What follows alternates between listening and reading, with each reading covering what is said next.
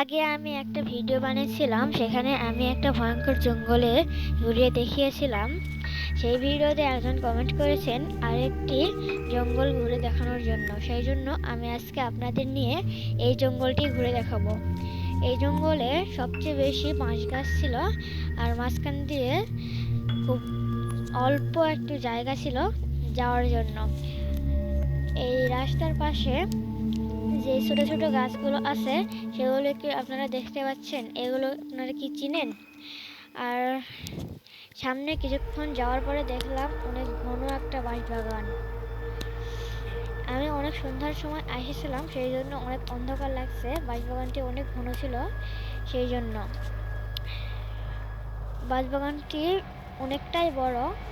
এইরকম বাঁশবাগান আমাদের গ্রামে আর নেই, তবে অনেক সন্ধ্যা হয়ে গেছে, সেই জন্য আমাদের এখানে থাকা আর উচিত হবে না।